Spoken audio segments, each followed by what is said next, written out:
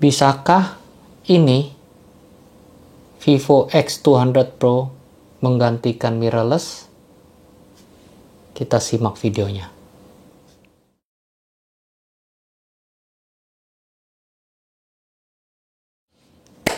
Halo teman-teman, welcome back to WJP channel. Hari ini saya mau sharing sedikit Vivo X200 Pro. Biasanya pakai Android itu paling banter itu di Samsung ya, atau Apple. Saya pengguna Apple lama. Jadi hari ini disclaimer dulu teman-teman. Saya review ini dalam segi perspektif fotografer, karena saya dulu pernah jalani di bidang bisnis fotografer.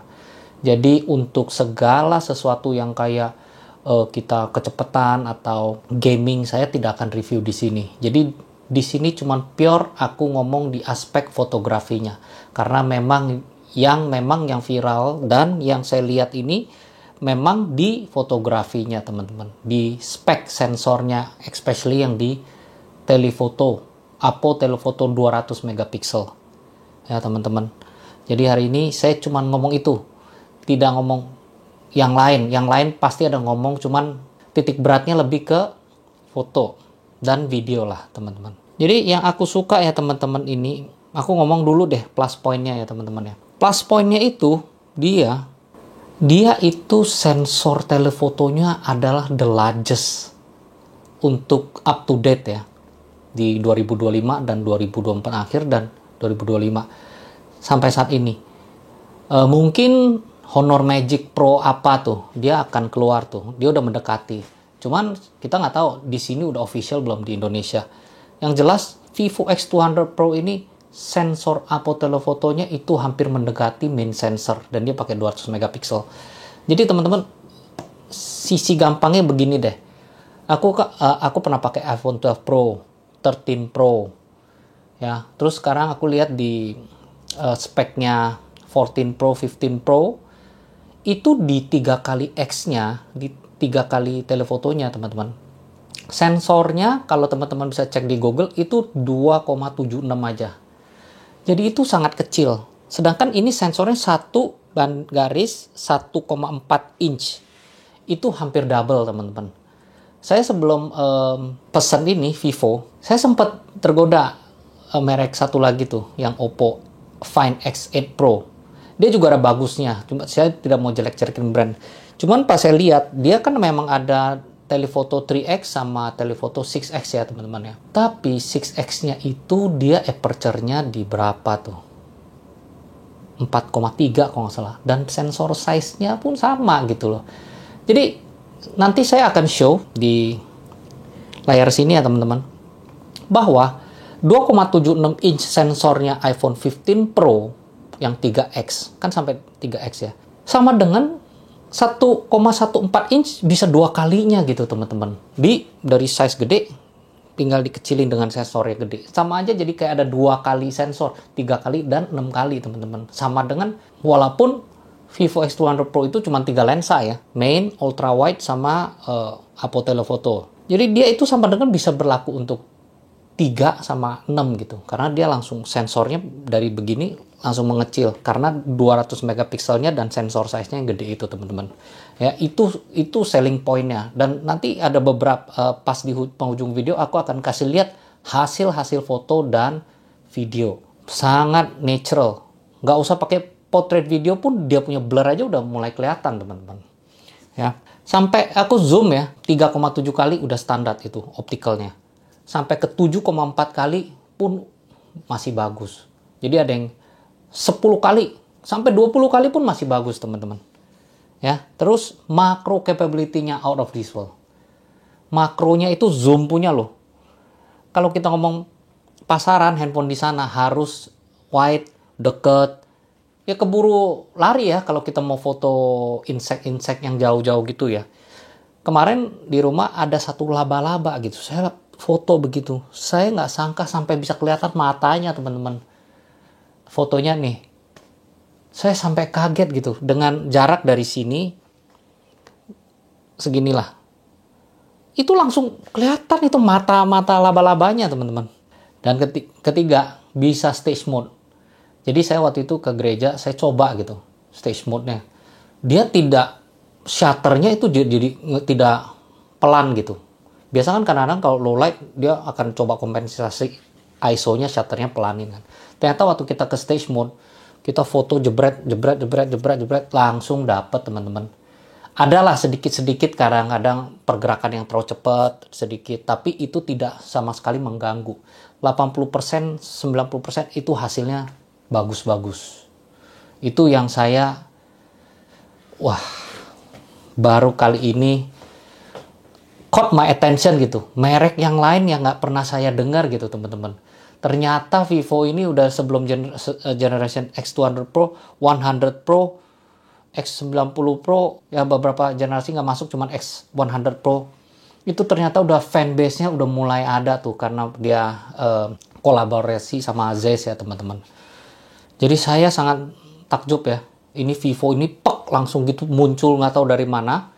Bagi saya ya teman-teman ya, muncul dari mana tiba-tiba hasil kualitinya udah seperti itu. Dan makin lama saya punya yang sekarang saya lagi videoin yang pakai Sony A7 Mark III, saya udah mulai pikir nih apakah saya akan jual. Makin lama semakin saya jarang pakai teman-teman. Kecuali kayak gini kita YouTubing kita pakai. Tapi teman-teman tahu nggak, di video, di sela-sela video ini saya ada pakai Vivo X200 Pro ini untuk record. Nanti teman-teman lihat sendiri. Ini teman-teman lihat adalah kualitas Vivo X200 Pro dengan pakai 3,7 kali dengan setting yang sama, hanya ini adalah lebih ke zoomnya 3,7 kali di 85 mili kira-kira. Saya pakai audio yang di attach ke handphone ya teman-teman, untuk mendekati tadi yang sedekat apa tadi, seperti ini kali ya. Nah, jadi memang dia lebih zoom ya teman-teman ya. Ini kualitasnya seperti ini teman-teman. Ini langsung pakai portrait video 3.7 85 mili tanpa ke video log atau apa. Ini langsung straight from camera, kecuali audionya ya teman-teman karena jauh. Jadi ini kualitasnya teman-teman. Udah stage mode-nya bagus. Dia punya zoom-nya super karena sensornya itu ya pakai 1.4 inch 1/1.4 inch sensor. Dia bisa pro mode-nya teman-teman. Pro mode oke lah, kita ngomong humanistic 35, 23, 28, 35, 50, 85. Itu humanistic lah, kita bisa atur shutternya itu. Itu bagi aku udah standarnya Zeiss. Tapi ada satu, dia bisa perspektif teman-teman. Aduh, itu aku sampai kagum banget.